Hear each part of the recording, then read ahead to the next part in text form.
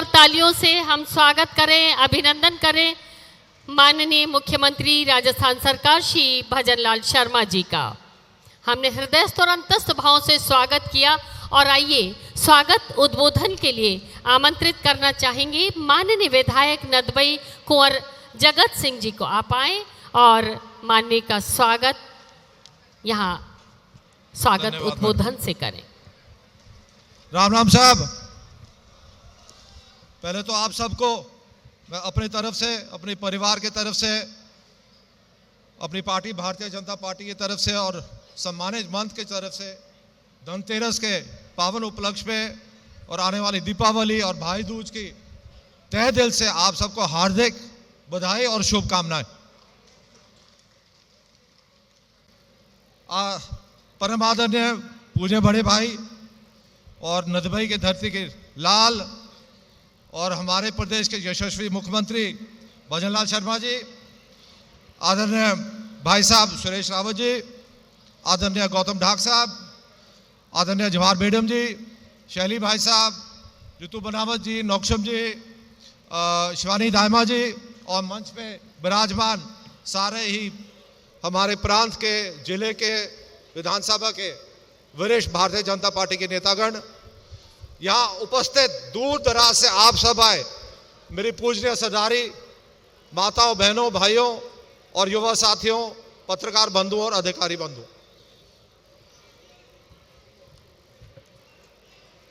मैं अपनी मन की बात कहना चाह रहा हूं, इसलिए कि ये बहुत सौभाग्य की बात है कि पहली बार हमारे यशस्वी मुख्यमंत्री साहब यहाँ हमारे विधानसभा क्षेत्र नदबई में वो पधारे हैं। अभी उन्होंने शिलान्यास किया है अपने 55 करोड़ की लागत से,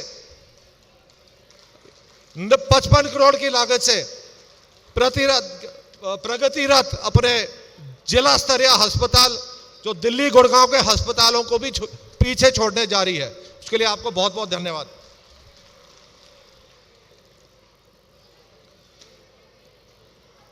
हम सब के लिए ये गौरव की बात है कि माननीय मुख्यमंत्री जी इसी विधानसभा क्षेत्र के गांव टारी से आते हैं। उनका कार्यस्थान और बालपन इसी मिट्टी में रचा बसा है, इसलिए माननीय मुख्यमंत्री जी इस क्षेत्र का विशेष ध्यान भी रखते हैं और उन्नति की हर वक्त सोच भी रखते हैं। आज का दिन विशेष रूप से मुख्यमंत्री किसान सम्मान निधि योजना की चतुर्थ किसान किश्त के लाभ हस्तांतरण हेतु आयोजित राज्य स्तरीय कार्यक्रम के लिए ऐतिहासिक दिन है। इस योजना के माध्यम से राज्य सरकार द्वारा हमारे मेहनतकश किसान भाइयों को आर्थिक सहायता की जो सौगात दी जा रही है वह वास्तव में उनकी जीवन यात्रा में स्थायित्व और सम्मान की अनुभूति कराती है। मैं इस अवसर पर भारत के यशस्वी प्रधानमंत्री, विश्व पटल पर भारत की प्रतिष्ठा को नई ऊंचाइयों तक ले जाने वाले हमारे लोकप्रिय नेता श्री नरेंद्र मोदी जी का विशेष धन्यवाद करता हूं, जिनकी दूरदर्शी नीतियों और किसान हितैषी दृष्टिकोण के कारण प्रधानमंत्री किसान सम्मान निधि योजना जैसी ऐतिहासिक योजना पूरे देश में लागू हुई।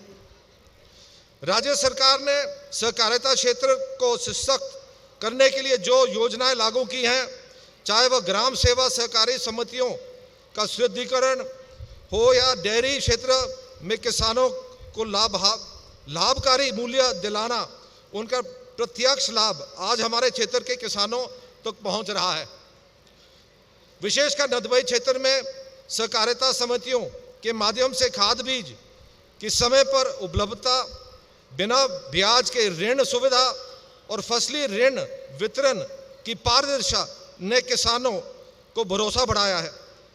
महिलाएं स्वयं सहायता समूह के माध्यम से उद्यमिता की ओर बढ़ रही है, जिससे ग्रामीण अर्थव्यवस्था को नई दिशा मिली। कहते हैं व्यक्तित्व के गुण सिखाए नहीं जाते, बल्कि परिस्थितियों, जिम्मेदारियां, कठिनाइयों और परेशानियों से इंसान स्वयं सीख लेता है।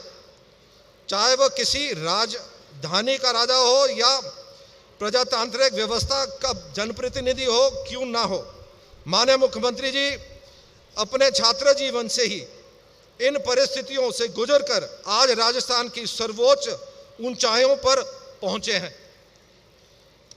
अपने संघर्ष और संपरण के साथ न केवल भारतीय जनता पार्टी की सेवा की है, अपितु जनता के बीच बहुत लोकप्रिय भी हैं। और यही कारण है जो आज भरतपुर के इस लाडले सपूत को राजस्थान जैसे विषम परिस्थितियों वाला राज्य में नेतृत्व का मौका दिया गया है। बाकी जो यहाँ विकास के कार्य हुए हैं वो आप सबके सामने है। जो हम मुख्यमंत्री साहब से हम जो मांग पत्र हम देने जा रहे हैं वो नगर पालिका नदबई क्षेत्र में हमारी एसटीपी नदबई शहर की शेष बाईपास सड़क के लिए राशि, उज्जैन सामुदायिक स्वास्थ्य केंद्र को उपजिला चिकित्सालय में क्रमोन्नत किया गया, उसके लिए धन्यवाद। नदबई में मिनी सचिवालय की स्थापना की जावे, गांव खानवा में नवीन महाविद्यालय की स्थापना की जावे, ग्राम भौसेंगा में सैनिक बालिका स्कूल स्वीकृत किया गया है, उससे विधानसभा क्षेत्र नदबई में ही संचालित किया जाए, ये हमारी प्रार्थना है आपसे।